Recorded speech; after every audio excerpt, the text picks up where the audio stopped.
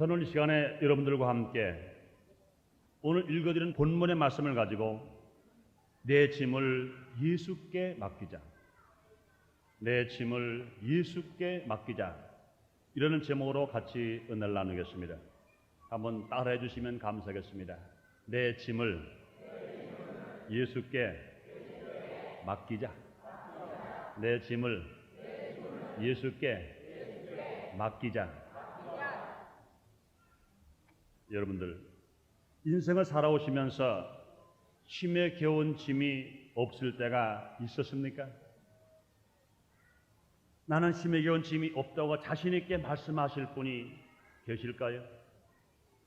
한 분도 안 계실 것입니다. 저는 힘겨운 짐을 말하려 하면 돌아가신 할머니가 생각납니다. 제가 국민학교 2학년이나 3학년 때입니다. 숙제를 하다가 아주 깨가 났어요. 하기가 싫어졌습니다. 그러고 나서 할머니를 바라봤습니다. 그런데 어린 마음에 참 할머니는 편하다 그러신 마음이 와요. 할머니는 참 짐도 없구나 그런 마음이 옵니다. 그래서 내가 할머니에게 말했습니다. 할머니는 참 좋겠다. 할머니는 참 좋겠다 그랬어. 그랬더니 할머니가 얘야, 뭐 그렇게 할머니가 좋겠니? 그래. 할머니는 숙제도 안 하고 참 좋겠다 그랬어. 그랬더니 우리 할머니가 그 말씀을 듣고 나서 이렇게 말씀하십니다. 이놈아, 세상 사람들은 다 제 짐 한 짐을 짓고 산단다 그래. 그런 사실 말씀이 너는 학생이기 때문에 공부하려는 한 짐, 숙제하려는 한 짐으로 살고, 네가 이제는 공부를 마치고 나면은 취직을 하려고 한 짐을 지고 살고, 네가 더 취직을 하려면 이제 시집장가 가려고 어떤 신부가 만날까, 또 어떤 신랑가 만날까 하고 한 짐을 지고 살고, 또 장가 들고 시집 가고 나면 그 다음에 자녀를 낳아서 어떻게 잘 기를까 하고 사는 거다. 그 말을 듣고 있다가 내가 또 그랬습니다. 그것 봐, 할머니는 짐이 없잖아.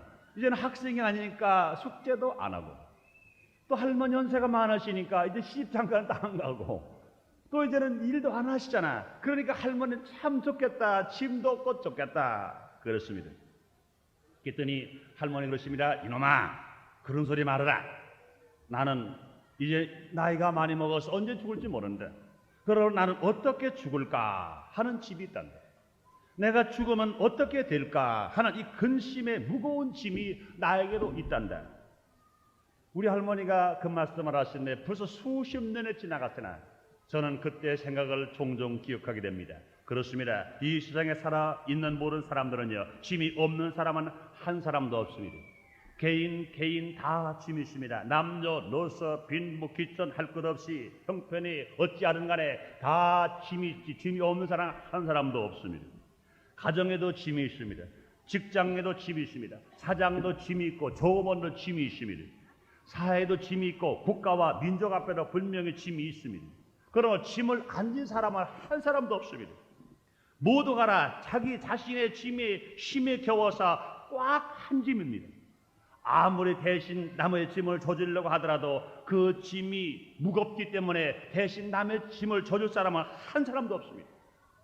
여러분들이 가정의 자녀가 때로는 아플 때가 있습니다. 밤잠을 못 잡니다. 밥을 못 먹습니다. 식은땀이 납니다. 숨을 막 몰아쉽니다. 그럴 때 엄마가 보면요, 얼마나 안타까운지 몰라 막 발을 동동 꿇습니다. 그러더니 엄마가 대신 아파줄 수 있나요? 못 아파주는 겁니다. 여러분뿐만이 아닙니다. 요사이는 입시 지옥이라고 그랬어요. 고등학교에서 대학을 가려면요, 얼마나 학생들이 고생하는지 몰라요. 그것을 바라보고 있는 그 부모의 마음은요, 얼마나 간이 콩알 만큼 졸여지는지 몰라요. 그런데 아무리 마음이 졸인다고 그래서 그 자녀가 대학을 가야 할 짐을 엄마가 질 수 있나요? 아빠가 질 수 있나요? 아무로 질 수 없습니다. 그러므로 사람 누구도 우리의 짐을 대신 져줄 수가 없습니다. 사람뿐이 아닙니다. 종교도 마찬가지인 것입니다. 종교도 인생에 져야 할 짐을 대신 져주지는 못합니다. 불교도 우리의 짐을 져주지를 못합니다. 유교도 우리의 짐을 져주지 못합니다. 마호메교도 힌두교도 인생의 짐을 대신 져줄 종교가 하나도 없습니다. 종교가 우리의 짐을 져주진 않습니다. 무능한 인간이 우리의 짐을 져줄 수는 없습니다. 그러나 한 분 계십니다. 우리 인생의 힘겨운 짐을 대신 짊어져 주실 분이 한 분 계신 것입니다. 인간의 능력을 초월해서, 종교를 초월해서 우리의 짐을 대신 짊어 주실 분이 계신 것입니다.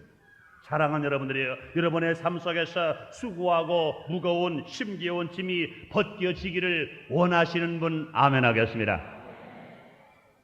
여러분이 원하시는 대로 여러분의 짐이 다 벗겨지게 되시기를 주님의 이름으로 축원합니다. 저는 오늘 이 시간에 여러분을 예수님의 이름으로 초청하고 여러분과 함께 우리들이 지고 있는 힘겨운 짐을 풀어주시는 분이 과연 누구이신지 하나님의 말씀을 통해서 여러분에게 알려드리겠습니다.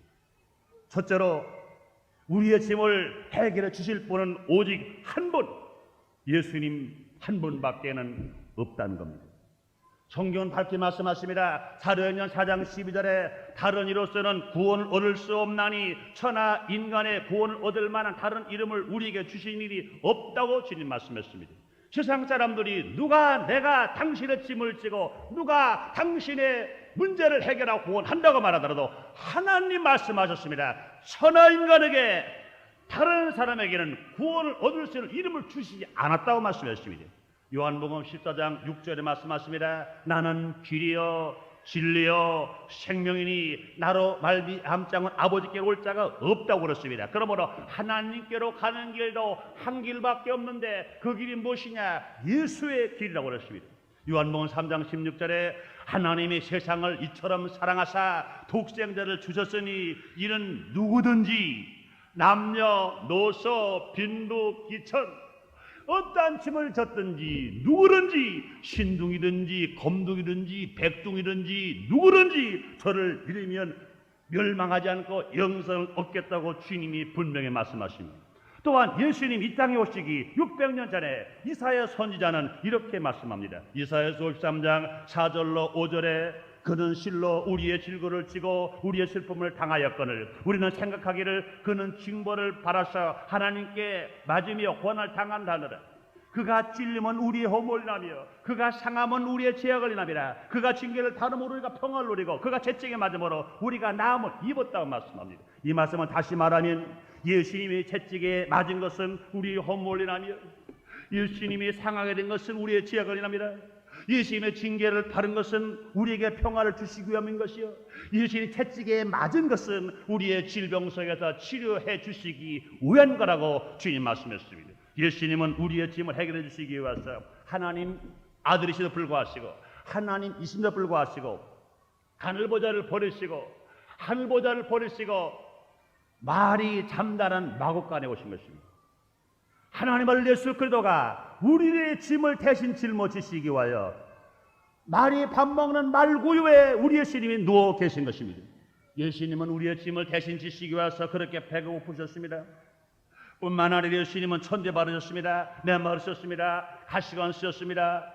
그러시고 예수님은 갈보리의 산을 향해서 우리가 져야 할 십자가 형태를 치시고 예수님은 그 갈보리 산을 향해서 걸어가시는 것입니다. 가다가 넘어집니다. 또 쓰러집니다. 노마 병정에 구두빨리 채입니다. 피가 납니다. 채찍에 매를 맞습니다. 그래도 마다하지 아니하시고 넘어지고 또 쓰러졌다가 일어나서 또 가고 또 넘어지고 또 합니다. 왜 그랬습니까? 우리 예수님은요 죄도 없는 분입니다. 흠도 없는 분입니다. 예수님 마지막 십자가에 달리셨습니다. 양손에 못을 박히셨죠. 양손뿐 아니라 양발의 못을 박혔습니다. 예수님은 이제는 십자가에 높이 매달렸습니다. 예수님의 체중에 이제는 그 못이 찢어질 만큼 얼마나 아픈지 모릅니다. 목이 마릅니다. 예수님 말씀하십니다. 엘리 엘리 라마 사막다니 하나님이여 어째여 나를 버리셨나이까. 우리 예수님은 죄가 없는 분입니다. 우리 예수님은 흠없는 분입니다. 우리 예수님은 죄를 한 번도 안 지실 분입니다. 그런데 왜 죄인이 당하는 십자가 형태로서 왜 죽어야 됐습니까?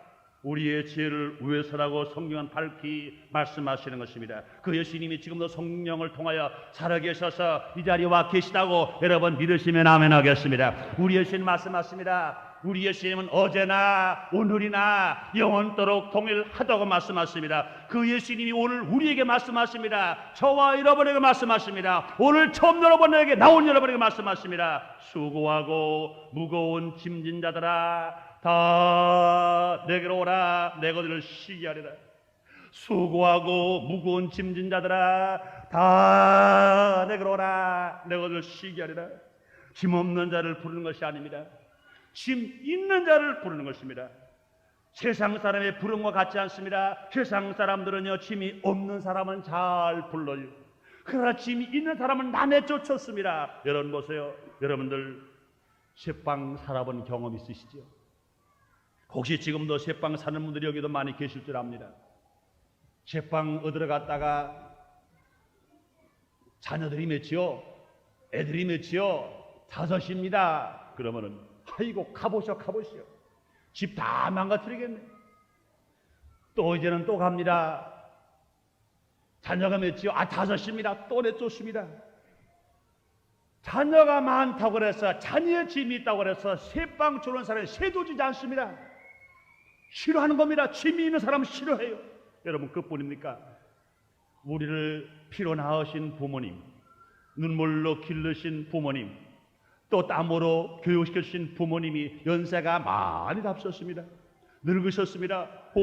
또 오랫동안 병고로 고생을 하십니다. 그런데 그럴 때 많은 자녀들이, 여기 나오신 분 그런 분이 안 계시겠습니다. 많은 자녀들이 그 아버지와 그 어머니를 안 모시려는 겁니다. 왜? 나이가 많아서 짐이 많으시니까, 병이 들어서 짐이 많으시니까, 물질이 많아 짐이 많으니까 안 모신다는 겁니다. 그래서 양로원으로, 그래서 이름 없는 기도원으로 갖다 실어다가 놓습니다. 현대판 고린장을 지내는 젊은이들 지금 있다는 겁니다. 왜 그렇습니까? 짐을 있는 사람을 싫어하기 때문에 그렇습니다.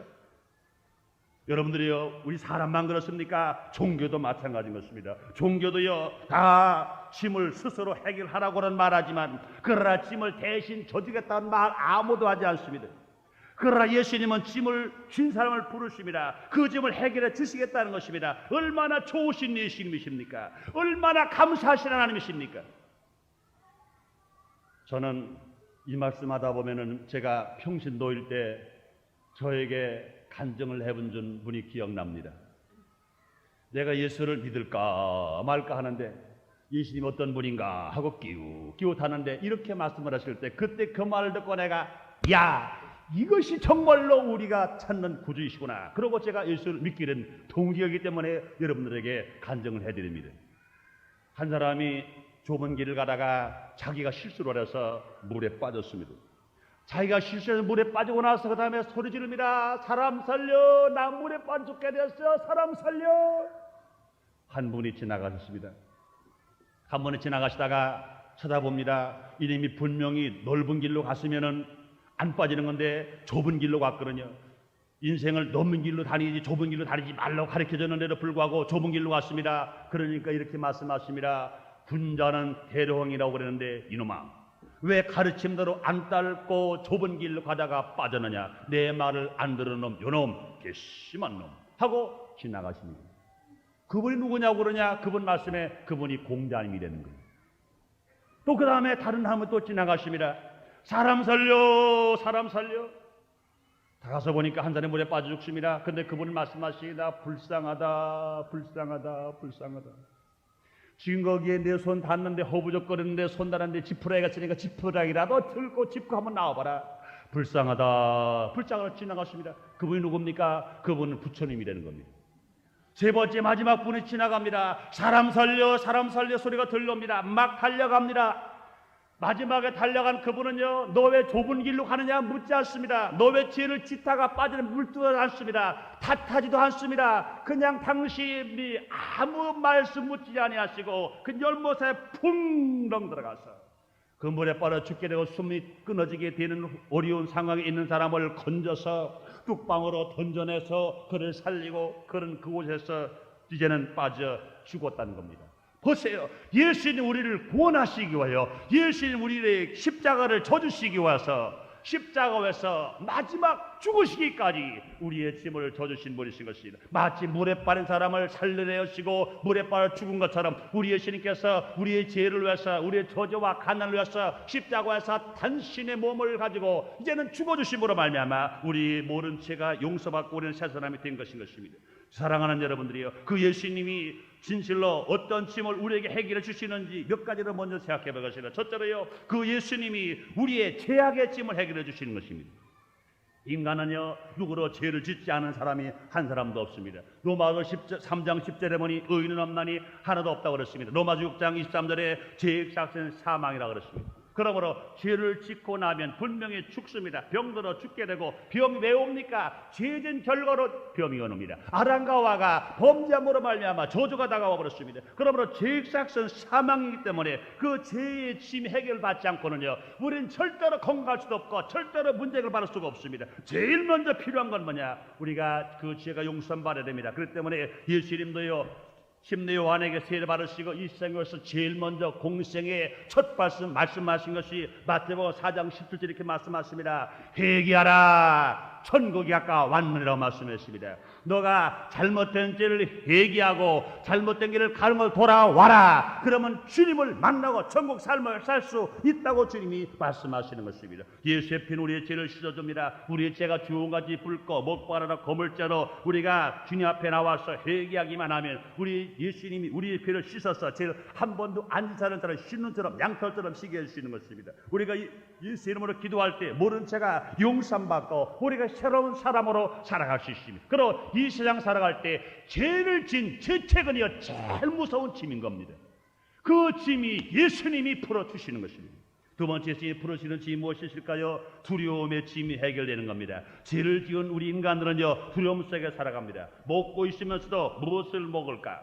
마시고 있으면서 무엇을 마실까? 입고 있으면 무엇을 입을까? 그럽니다. 그러므로 항상 사람들은요 입고 있고 먹고 있고 마시고 있으면서도 무엇을 먹을까? 무엇을 입을까? 무엇을 마실까? 염려, 근심, 불안, 걱정 속에 살아갑니다.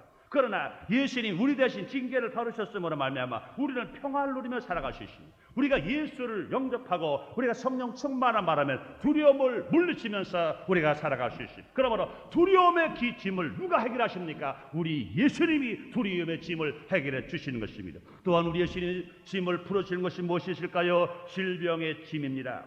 인간이 살아가는데 고통스러운 것은 질병입니다. 질병은 귀한 생명을 앗아갑니다. 질병은 행복한 가정을 파괴합니다. 그러므로 우리 예수님이 이 땅에 오셔서 공생의 3년 반 동안에 제일 많이 하신 일이 뭡니까? 병든 자를 치료하는 일인 겁니다. 사랑하는 여러분들이요, 여러분의 혹시라도 질병 이 자리에 왔다고 그러시면 이 자리에서 모든 질병을 치료받아 건강을 원하시는 분만 아멘 하겠습니다. 주님은 우리의 치료자가 되십니다. 출애굽기 16장 26절에 하나님은 치료하는 여호와라고 말씀하시는 것입니다. 예수님이 땅에서 수많은 다 치료했습니다. 마태복음 1장 3절에 보니 한 문둥병 환자가 예수님을 찾아갔습니다. 예수님이 가서 저를 꾹꾹 합니다. 예수님이 원하시면 내 문둥병이 깨끗할 수가 있습니다. 예수님이 손을 내밀어서 문둥병자의 머리에 손을 얹고 말씀하십니다. 내가 원하노니 깨끗함을 받아라. 즉시에 깨끗함을 받았습니다. 하루는 38년 동안 병으로 고통당하는 사람이 괴로워합니다. 그때 예수님이 그 38년 환자에게 다가갔습니다. 다가가서 네가 낫고자 하느냐? 네 낫기를 원합니다. 그럴 때 예수님 말씀하십니다. 네 자리를 들고 걸어가라. 그랬더니 즉시에 38년 동안 치료받지 못한 질병에 치료받았습니다. 사랑하는 여러분들이요, 우리 예수님 어제나 오늘 영토록 동일하신데 그 치료하시는 주님께서 여러분의 질병의 짐을 풀어주신다고 믿으시면 아멘 하겠습니다. 우리 순복음인 전교에요 수없이 많은 사람들이 질병을 치료받습니다. 얼마 전에도요 백혈병 환자가 왔습니다. 이제는 삶의 의욕을 잃어버리고 그 짐 때문에 정말로 자살하고 싶고 삶의 의욕을 잃어버렸습니다. 그런데 주님을 영접한 후에 하나님의 열심히 기도를 해서 이제는 그 질병이 백혈병을 치료받았어요. 여러분이 아시는 백혈 불치병입니다. 그 다음에 병원에 가서 다시 진찰을 했습니다. 백혈병의 근원이 이제는 근거도 없이 깨끗이 치료받아서 새 사람이 되어서 하나님의 얼마나 감사하는 것을 보았습니다. 여러분 한두 건이 아닌 것입니다. 수많은 사람들이 병으로 고통당하거나 치료하는 주님을 만남으로 말미암아 그 짐이 해결받아서 건강하게 살아갈 수 있습니다. 뿐만 아니라 예수님이 우리의 짐을 해결하는 게 뭡니까? 가난의 짐을 우리 하나님이 해결하십니다. 가난은요 인간을 괴롭게 하고 또한 죄를 짓게 만듭니다. 예수님 우리의 저주와 가난을 해결해 주시기 위해서 대신 가난하게 되신 것입니다. 고린도후서 8장 9절에 우리 주 예수 그리스도의 은혜를 너희가 알거니와 부유하신 자로서 너희를 왜 가난하게 드시면 그의 가난을 인하여 너희로 부유케 하려 하심이라고 말씀했습니다. 우리 예수님은 하나님이십니다. 우리 예수님은 진실로 구세주가 되십니다. 그러나 불구하고 그렇게 가난하게 되셨습니다. 얼마나 가난하십니까? 예수님 하는 말씀하십니다. 저 나른한 새들도 깃들 곳이 있다. 여우도 굴이 있다. 그러나 예수님 말씀하십니다. 나는 모를 곳 하나 없다고 그랬습니다. 얼마나 가난해서 배가 고프셨던지 열매 없는 무화과 나무에서 잡수실 것을 찾으셨습니다. 왜 가난하셨습니까? 성경에 밝게 말씀하신 것이 우리 예수님이 그처럼 가난하게 된 것은 우리의 가난의 짐을 대신 짊어지고 우리가 가난하지 않고 부유케 하기 위하여 가난하게 되셨다고 주님 말씀하셨습니다. 예수님은 신이 배고픈 사람을 먹이셨습니다. 성경 요한복음 6장 1절 13절에 보면요 많은 수만 명이 많이 모이는데 먹을 것이 없었습니다. 그런데 그곳에 물고기 2마리밖에 없었어요. 보리 5덩어리밖에 없었습니다. 그런데 예수님 축사하셨어요. 그 사람들은 다 온대로 배불리 다 먹게 하고도 남은 조각이 12광주리가 남았다고 그랬습니다. 누가복음 5장 1절로 7절에 보니까 밤새도록 고기를 잡았으나 베드로가 한 마리 고기를 잡지 못했습니다. 그런데 예수님께서 그에게 그물을 깊어들어 던져라 말씀하시고 그 말씀대로 믿었더니 실천했더니 얼마나 고기를 많이 잡았던지 자기 배도 가득히 채우고 다른 사람의 배로 가득히 채웠어요. 많은 축복을 받다 하십니다. 사랑하는 여러분들이요, 기독교 보험에 들어간 나라마다 잘 살게 됐습니다. 여러분 세계지도 한번 다 펴놓으세요. 세계지를 펴놓으시고 국민소득 2,000불 이상 되는 나라를 전부 동그라미 다 한번 쳐보세요. 그 나라가 예수를 믿는 나라인가 안 믿는 나라인가 한번 비교해보세요. 98% 이상이 예수 믿는 나라가 잘 삽니다. 어느 사람들 그럴까요? 여러분 보세요. 대한민국도요 100년 전과 지금이 얼마나 잘 살았는지 생각해보세요. 102년 전에 재물방을 통해서 기독교의 복음이 들어왔습니다. 아펜젤러 선교사와 언더우드 선교사가 102년 전에 이 복음을 들고 이 땅에 들어오셨는데 여러분들이 보세요. 102년 동안 이 나라가 얼마나 잘 삽니까? 20년 30년 전만 해도 보릿고개를 얼마나 고생했습니까? 지금 30 미만의 젊은 사람들에게 보릿고개 말하면 그럴 거예요. 보릿고개가 뭐지요? 사전에 찾아봐라 그럴 수밖에 없을 것입니다. 그런데 여러분들이 얼마나 잘 삽니까? 그런데 혹시 그럴지 몰라. 아이고 그거야 우리가 일을 많이 해서 그렇지요. 일을 많이 노력 많이 해서 잘 살지요. 여러분 그럴까요? 그렇지 않습니다. 지금서부터 20년 30년 우리들의 부모님들과 우리들의 할아버지 할머니보다 저나 여러분 일 더 많이 합니까? 천만의 말씀입니다. 그때 할아버지 할머니들은요 뭐로 하라 이 손등이 모로가 소도방 뚜껑처럼 그냥 두덕살이 묻어가지고 얼마나 일했으니까 마차 끌고 나무 팔고 얼마나 일했습니까? 일을 더 많이 해도 불구하고 지금 뭐라 더 못 살았어요. 왜 그렇습니까? 하나님께서 때가 되매 축복의 문 하늘으로 활짝 열어서 축복해 주셨으므로 그런 것을. 그러므로 예수 믿는 사람들이 100년 전에는 하나도 없었습니다. 그러나 지금 100년을 지난 후에 1000만이 있습니다. 20년 전에는 불과 몇만 되지 않았으나 지금 20년 지난 지금에는요 1000만의 성도가 있는 것입니다. 그 1000만의 성도가 하나님의 축복을 받아서 이 나라가 잘 살고 이와 진천에 잘 살게 된 것입니다. 그러므로 하나님의 축복하시면 하나님의 부여로 살아가시고 그러므로 우리가 가난의 짐이 예수로 말미암아 풀어줄 수 있습니다. 예수로 말미암아 또한 무슨 짐이 풀어줄 수 있습니까? 죽음의 공포의 짐에서 해방될 수가 있다는 겁니다. 인간은 누구나 죽음의 공포에서 살아갑니다. 죽음은 다 싫어해요. 그러나 여러분들이요 우리가 예수를 믿고 천국의 소망이 있으면 죽음이 두렵지 않아요. 그러나 바울은 말합니다. 고린도 전서 15장 55절에 사망아 너희 이기는 것 어디느냐? 사망아 너희 쏘는 것 어디느냐? 사망 정도 두렵지 않다는 겁니다. 여러분들이요 이 세상에서 주님을 모르고 죽음의 공포의 짐을 쥐고 있으면요 항상 죽을 거 걱정입니다. 이거 잘못 먹으면 죽는 것 아니야? 누구 잘못 만나면 죽는 거 아니야? 죽는 거 아니야? 몽땅 죽는 공포에 살아가는데 여러분요 그 공포의 짐의 해결되는 게 뭘까요? 예수를 믿으면요 죽음의 공포가 무섭잖아요. 바울처럼 사망아 너희 이기는 것이 어디느냐? 사망아 너희 쓰는 것이 어디느냐? 담대하게 우리는 외칠 수 있습니다. 그러므로 여러분들이요, 우리 인생을 살아가는데 짐이 있습니다. 죄책의 짐, 불안 공포의 짐, 질병의 짐, 가난과 저주의 짐, 또한 여러 가지 죽음의 공포의 짐이 있습니다. 그런데 이런 짐을 진 우리들에게 주님 말씀하십니다. 수고하고 무거운 짐진 자들아, 다 내게로 오라. 내가 너를 쉬게 하려고 말씀하십니다. 저는 이제 그렇다 그러면 마지막으로 무거운 짐이 풀리기 위해서 내가 할 일이 뭘까? 몇 가지로 생각해보고 말씀을 마치겠습니다. 예수님은 짐을 진 우리들에게 짐을 풀어주시고 마음에 힘을 얻게 하시려고 다 오라고 그러는데 우리가 할 일이 뭘까요? 첫째로 초청에 응해야 합니다. 예수님은 우리의 짐을 해결해 주시기 위해서 수고하고 무거운 짐진 자라 다 내게로 오라. 너를 쉬게 하라고 하셨습니다. 예수님이 아무리 짐을 풀어주신다 하더라도 예수님께 나오지 않으면, 초청에 응하지 아니하면 짐이 풀려질 수가 없습니다. 그러므로 짐이 풀려지는 첫 단계는 뭡니까? 초청에 응하는 거예요.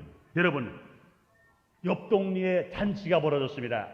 한갑잔치가 후유잔치가 벌어졌습니다. 그런 잔치상을 가서 잘 잡수시려면 어떻게 돼요? 첫째로 어떻게 해요? 내가 먼저 잔치집에 가야 합니다. 잔치집에 가야 잔치에 참여할 수 있지. 집에 가만히 앉으셔서 누구네 집에 이런 잔치 있고, 이런 누구네 집에 한갑잔치 있고, 누구네 딸 시집 가는데 이거 어떡하지? 아무리 해봐도 소용없습니다. 잔치를 잡수시려면 잔치집에 가야 돼요. 우리가 병들었으면 분명히 의사를 찾아서 병원에 가야 돼요. 사랑하는 여러분들이요, 여러분은 초청에 응해서 나오셨기 때문에 분명히 여러분의 모든 짐이 지금 풀려질 줄 믿습니다. 그러므로 우리가 초청에 응하는 사람 분명히 문제 해결되고 승리할 수 있습니다. 그 다음에 우리는요, 초청에 응했다면 두 번째 할 일이 있습니다. 예수를 구주로 믿고 영접하며 나의 모든 짐을 주님께 맡겨야 되는 겁니다. 사랑하는 여러분이요, 우리가 초청했다 하더라도, 잔치집에 갔다 하더라도 우리가 그다음에 잔치상에 앉아가지고 그 잔치상에 앉아서 수저와 저부분을 가지고 맛있는 음식을 잡수셔야 낼 겁니다. 구경만 하고 내 거 아니에요. 자꾸 잡수시는 겁니다. 자꾸 잡수시면 피가 되고 살이 되고 힘이 되어서 건강에 살아가는 겁니다. 마찬가지입니다. 우리가 초청했으면요, 이제 초청장에 나왔으면 예수를 구주로 영접하고 예수를 믿고 주께 모든 짐을 맡길 때 주의 역사가 일어납니다. 요한복음 1장 12절에 영접하는 자 곧 그 이름을 믿는 자에게는 하나님의 자녀가 되는 권세를 주셨다고 그랬습니다. 사도행전 16장 31절에 주 예수를 믿으라 그러면 너와 네 집이 구원 얻으리라고 말씀하시는 것입니다.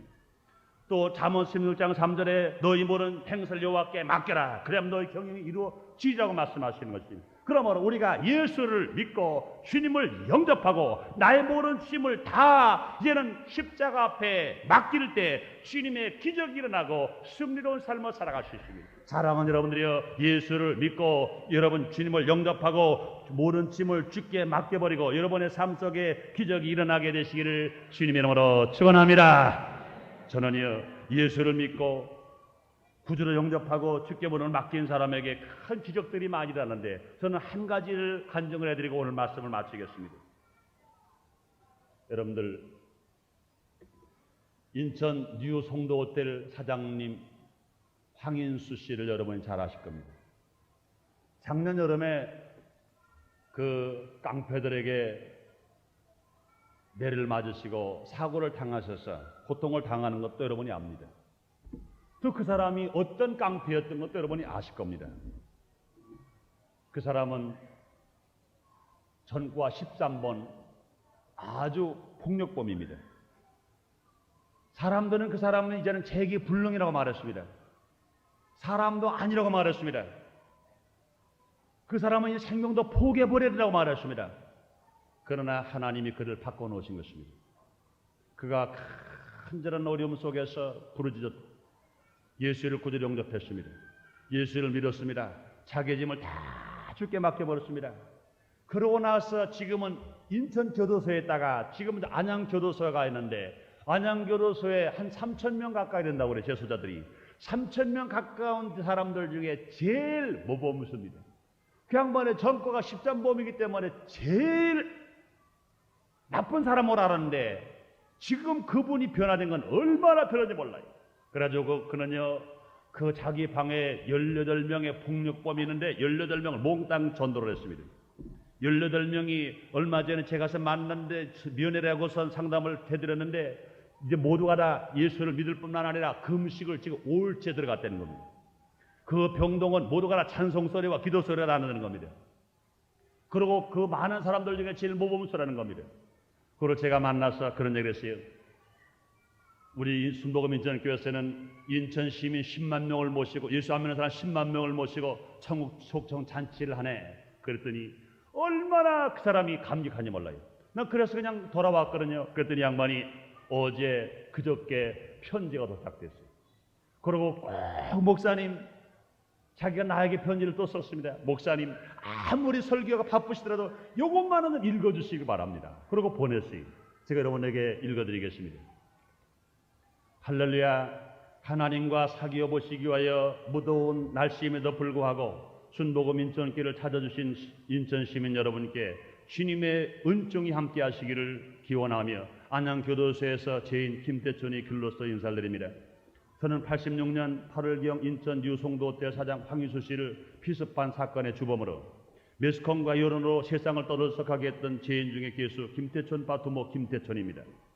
황익수 사장을 낫과 몽둥이로 난자를 하도록 행동대원에게 지시하고도 전 고등법원 검찰청 강남영 부장 검사님의 채무를 변제하지 않고 배신한 행위에는 당연한 대가라고 목에 심져 큰소리치며 세상을 또 활보하다가 결국 교도소에 수감되어 높다란 15척 다만의 어두운 철창 속에서 형벌의 중압감 속에서 인생의 허무와 좌절의 늪에서 허우적거리다가 삶을 포기하기로 결심한 후 자살을 기도하다 실패를 하고 허탈감에 빠져 어둠 속을 헤매고 있을 때 조용기 목사님과 최성기 목사님의 사랑의 전도로 흉악한 지혜는 비로소 하나님을 알게 되었고 한 걸음 한 걸음 하나님의 말씀을 따르게 되었습니다.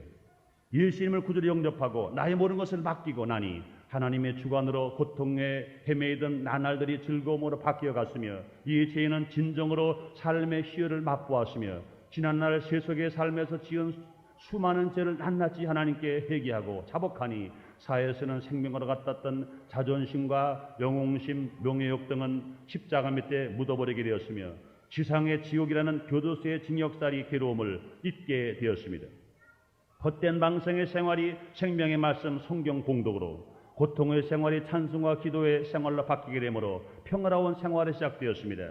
주님의 사랑에 충만하신 인천 시민 여러분, 저와 같이 비참한 가운데서 하나님을 만나시려는 인간적인 어리석음을 버리시고 순복음 인천 교회에 참석한 바로 지금 예수님을 구주로 영접하시어 저와 같은 지구의 기쁨을 맛보시지 않으시렵니까? 사랑하는 인천 시민 여러분, 근본 성의가 여러분의 새 생명을 얻을 수 있는 귀하고 아름다운 기회가 되시옵기를 죄에서 해방되어 새 생명을 얻은 죄인 중의 괴수였던 김태천은 간절히 기원합니다. 주님의 은총이 여러분들의 가정과 사업에 함께 하시기를 기도드립니다. 안녕히 계십시오. 1987년 6월 24일 김태천 올림. 여러분들이요, 이 사람이 이렇게 바뀔 수 있다는 것은 세상의 어떤 지도자나 물질이나 부모나 권세나 아내나 누구도 하지 못하는 일. 주님은 말씀하십니다. 사람은 할 수 없되 하나님은 하실 수가 있느니라. 할렐루야. 하나님이 이루어 놓으신 것입니다. 그러므로 사랑하는 여러분들이요, 여러분 삶 속에 혹시라도 오늘 무슨 짐이십니까? 죄악의 짐이십니까? 불안의 짐이십니까? 질병의 짐이십니까? 가난과 저주의 짐이십니까? 죽음의 공포의 짐이십니까? 두려워하지 마세요. 염려하지 마세요. 우리 주님이 말씀하십니다. 수고하고 무거운 짐자들아 다 내게로 오라. 내가 너를 쉬게 하려고 말씀하십니다. 우리 모두가 예수께 초청을 받고 나온 우리들이 예수를 믿고 짐을 주께다 맡겨버릴 때 우리들의 짐은 해결을 받아서 이제는 맑고 밝고 환하게 믿음 소망 사랑 안에서 우리는 축복을 나누면서 남에게 꾸어줄 적은 절대로 꾸임받지 않으며 항상 모래가 되고 앞장서면 소리가 살아갈 수가 있게 될 것입니다. 사랑하는 여러분이요, 개인의 집이 풀려버리면 가정은 행복할 수 있습니다. 개인의 집이 풀려버리면 사회가 안정될 수 있습니다. 개인의 집이 풀려버리면 국가가 번영할 수가 있는 것입니다. 그럼 우리 한 사람 한 사람의 예수님을 만남으로 말미암아 우리가 개인이 풀려져서 인천에 있는 많은 시민들이 이런 사람들이 더 많아져서 인천이 성세화되어 범죄 없는 도시, 죄악이 없는 도시, 음란과 방탕에 쫓겨난 도시, 살기 좋은 도시가 되어서 대한민국 많은 시중에 모범적인 시가 되며 민족을 살리고 세계를 살는데 앞장서는 대열에 참여하는 여러분 되시기를 주님의 이름으로 축원합니다. 기도하겠습니다.